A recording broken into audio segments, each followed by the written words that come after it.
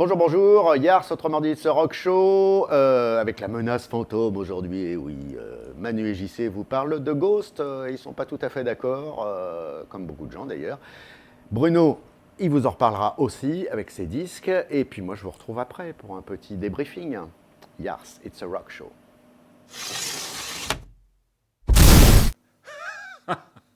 Alors, JC, c'était comment les fantômes de l'opérette? Écoute, dérangeant, mais pas comme je l'aurais imaginé. C'est-à-dire en mode freak show déjanté ou opéra rock à la Barbelivien? Écoute, Ghost, sur le papier, c'est nickel. En musique, je valide. Mais... Mais en concert, c'est là où le bas blesse.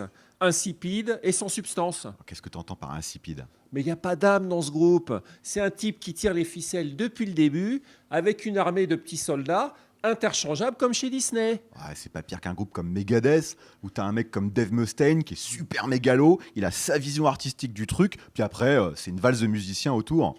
Ouais, enfin, ce qui me dérange moi quand même, c'est l'absence totale de risque et de danger dans cette musique. Pourquoi avoir l'air menaçant quand on accouche de berceuses pour enfants? Ghost, quand c'est sorti en 2010, il y avait un côté vraiment méphistophélique, l'ésotérisme de Blue Oyster Cult, la lourdeur de Black Sabbath. Merci Full Fate, un petit côté pop, c'était evil. Ouais, bon, on va se calmer, hein. C'est quand même un son et lumière désincarné, à la gloire d'un pape pas trop regardant sur l'éthique du rock'n'roll. On va pas parler de ce procès, ça intéresse personne. Les kids, ce qu'ils veulent, c'est de la sensation. Mais attends, moi aussi j'aime bien la pop, mais avec les costumes qui vont bien. Et toi, Jean-Pierre, t'en penses quoi de cette menace de supermarché? Ouais, effectivement, Ghost, merci JC, merci Manu. Même remarque que pour Metallica, c'est bien quand même ces groupes qui mettent un peu tout le monde d'accord contre eux.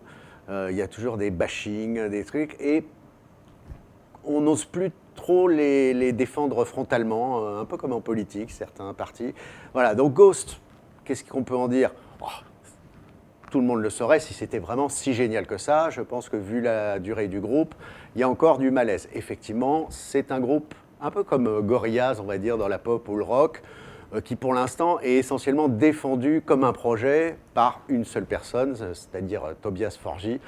Donc on le sait, c'est pas encore un miracle au point de vue de la démocratie et de la création musicale, mais il y a quand même de bons indicateurs. Alors je suis pas tout à fait d'accord avec JC. Je dis que sur 10, il y a encore beaucoup à faire, ne serait-ce que j'avais accroché, moi, par rapport à leur excellente reprise au tout début de Here Comes the Sun des Beatles, avec de beaux arrangements, etc. C'était très créatif.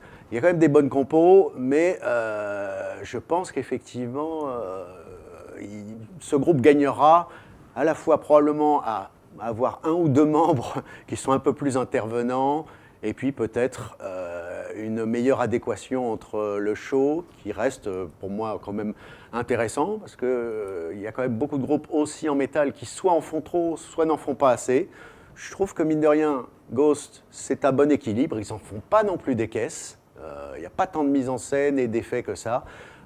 Donc l'avenir, je pense, malgré tout, on s'en fiche qu'il y ait des allées et venues de musiciens, comme dans plein de groupes qui sont encore là aujourd'hui, et pourtant il y a eu du mouvement.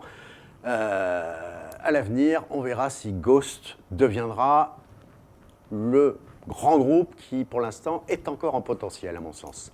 C'était It's a Rock Show. Welcome next time. Salut les kids, c'est la Minute Rock pour les nuls. C'est pas Bruno, c'est JC. Bruno à piscine, il pouvait pas venir et puis surtout, il peut pas blairer Ghost. Moi, j'aime bien, j'assume. On va vous présenter une sélection des albums de Ghost, leurs 3 albums. Le premier album, Opus Emonymous, sorti en 2010, une révélation, un truc qui vient tout droit de l'enfer, validé par Lee Dorian, le chanteur de Cathedral, le pape du doom metal, sur son label Rise Above. Quelque chose d'absolument énorme. On commence à sentir un gros buzz chez ce groupe.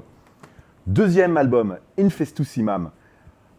On continue dans la lancée avec un son un peu plus léché, un peu fabriqué à Hollywood, super son en studio, déjà une orientation un peu plus pop. Les fans commencent à s'interroger, est-ce que ça sentirait pas un peu le côté un peu fake?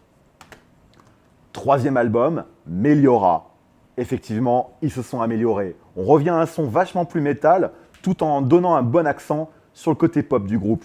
C'est vraiment l'album de la consécration, mais aussi l'album qui divise les fans et la communauté du métal. Qu'est-ce que vous pensez de Ghost, vous les gars? It's a rock show!